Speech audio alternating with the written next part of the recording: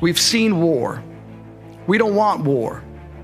But if you want war with the United States of America, there's one thing I can promise you, so help me God. Someone else will raise your sons and daughters.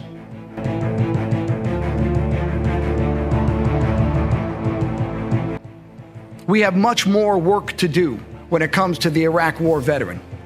We are not there yet, and we're not even close when it comes to educating our fellow Americans about what was accomplished, what was sacrificed, and what we all went through.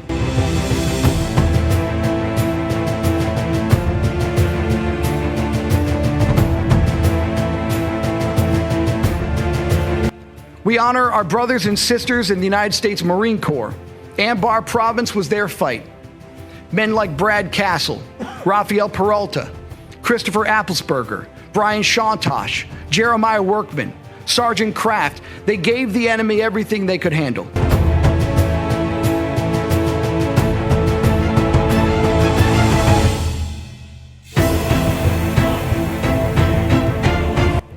Our military should not be mistaken for a cable news gabfest show. We don't care what you look like. We don't care who you voted for, who you worship, what you worship, who you love. It doesn't matter if your dad left you millions when he died or if you knew who your father was. We have been honed into a machine of lethal moving parts that you would be wise to avoid if you know what's good for you. We will not be intimidated. We will not back down. We've seen war. We don't want war. But if you want war with the United States of America, there's one thing I can promise you, so help me God. Someone else will raise your sons and daughters.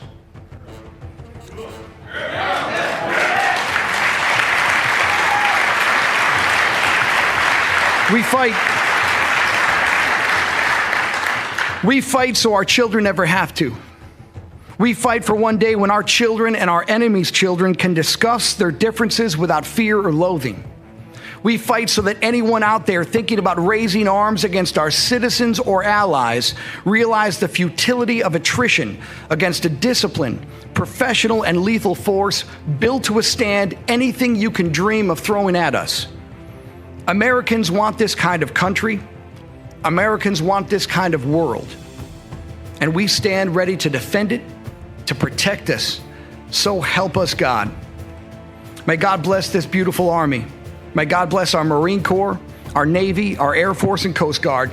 May God bless our allies. And we already know that God blessed America because he gave us the greatest fighting force this world has ever seen, 2-2 Infantry of the 1st Infantry Division. Thank you, Ramrods.